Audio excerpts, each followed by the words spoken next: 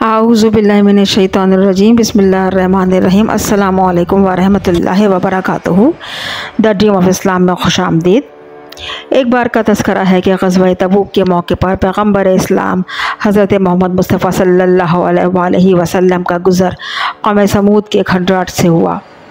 सहाबा कराम ने वहाँ पर पड़ाव डाला, कुएँ से पानी भरा, पानी खूब सैर होकर पिया और फिर आटा गूँध कर रोटी पकाने लगे। जैसे ही रसूल करीम सल्लल्लाहु अलैहि वसल्लम को मालूम हुआ तो आपने हुक्म फरमाया कि ये सारा पानी गिरा दो, तमाम हांडियाँ औंधी कर दो और इनका आटा ज़ाया कर दो। मज़ीद बढ़ा कि ये वो बस्ती है कि जहाँ पर ख़तरनाक तरीन अज़ाब इलाही नाजिल हुआ था। यहाँ क़याम ना करो और ना ही यहाँ की कोई चीज़ इस्तेमाल करो, बल्कि आगे बढ़कर कहीं और पड़ाव डाल लो। कहीं ऐसा ना हो कि तुम भी इस अज़ाब इलाही के में मुब्तला हो जाओ। तफसीर इब्न कसीर में ये फरमान रसूल पाक सल्लल्लाहु अलैहि वसल्लम से अख़ज़ है। इस वाक़े से अब ये सवाल उठता है कि वहाँ की कौम समूद ने ऐसे किस किस्म के कहर इलाही के अज़ाब में का शिकार हुई थी कि उन्होंने ऐसा क्या गुनाह के इर्तिकाब किए थे कि ऐसे कम सिन अज़ाब पर शिकार हुए, और माजी में वहाँ की कौम समूद ऐसे हौलनाक अज़ाब पर शिकार क्यों कर हुई कि जिसके नुकसानदेह असरात आज तक उसकी फ़ज़ाओं में खंडराट में हज़ारों साल गुजरने के बावजूद भी मौजूद हैं। कौम समूद और कौम आद पर होने वाले अज़ाब का तज़किरा अल्लाह तबारक तआला ने कुरान पाक में कुछ इस तरह इरशाद फरमाया है।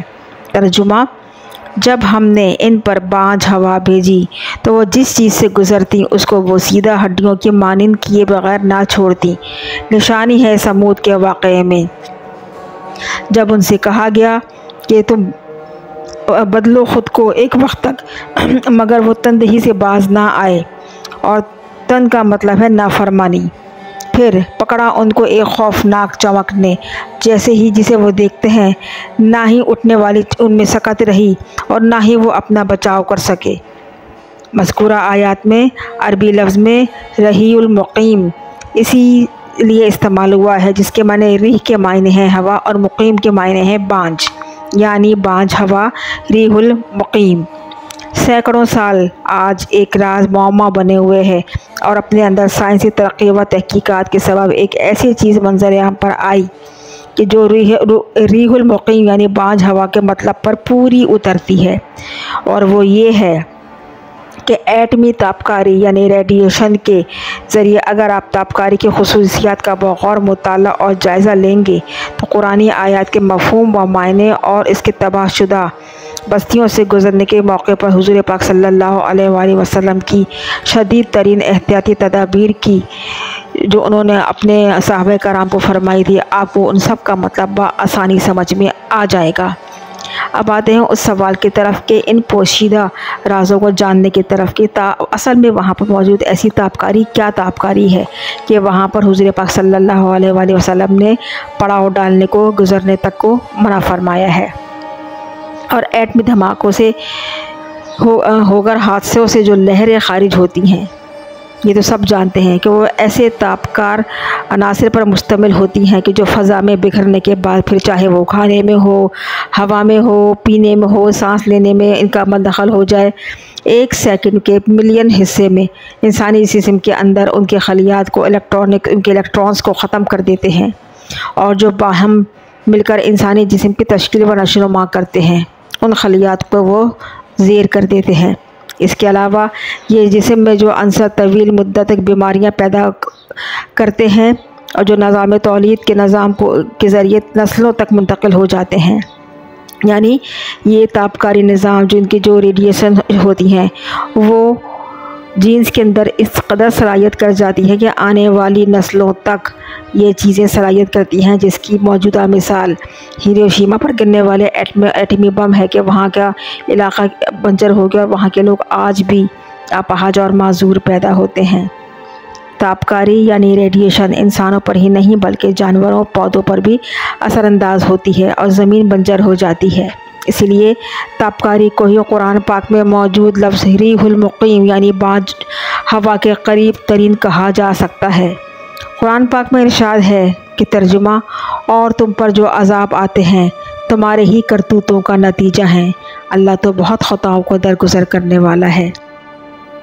इस आयत में तफक्कुर किया जाए तो अक़वाम क़दीम पर बांझ हवा या जो खौफनाक हौलनाक चमक की सूरत में हवा नाजिल होने का अज़ाब के सबब इन कौमों के अमाल ही थे।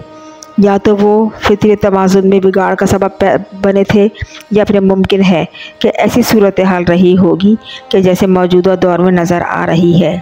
आज का इंसान भी तबाहकुन हथियारों की दौड़ में आगे बढ़कर ऐसे हथियार बना चुका है कि जिनके इस्तेमाल से पूरी बनी नौ इंसान का ख़ात्मा बआसानी मुमकिन है। कौम आद जो बांझ हवा के सबब हलाक हुई थी, जज़ीरा नुमा अरब में जो सहरा रबाउसानी के नाम से वाक़ है उसमें आबाद थी। यही वो जगह है जो शिद्दात के नाम से मौसूम किया जाता है। 1,30,000 किलोमीटर के रकबे पर मुश्तमिल ये सहरा, इसका नाम रबिउल खाली है। यूँ पड़ा कि यहाँ पर इंसानी हैवानी नबाताती ज़िंदगी बिल्कुल खाली है। यहाँ ना तो कोई दरख्त है, ना कोई हरियाली, ना कोई कुआँ।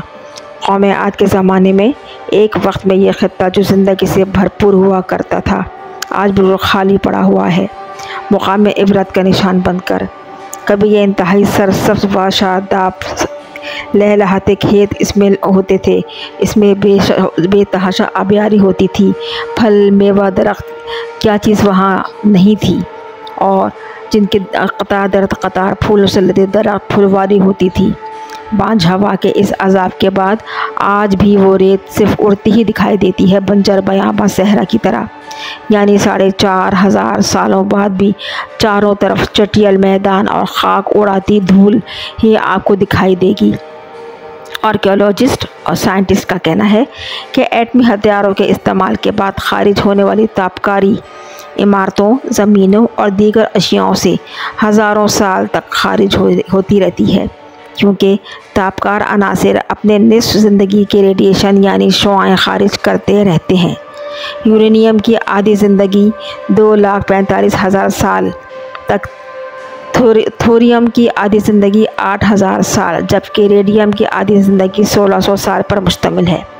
आज फ़ी ज़माना जबकि एटम बम की ईजाद को 80 साल से ज़ायद गुज़र चुके हैं।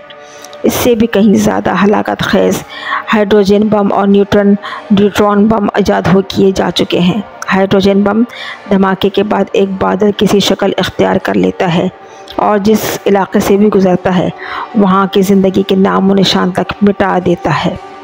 बादल के इस सफ़र के साथ मौत व हलाकत का ये सिलसिला बरसों तक चलता रहता है।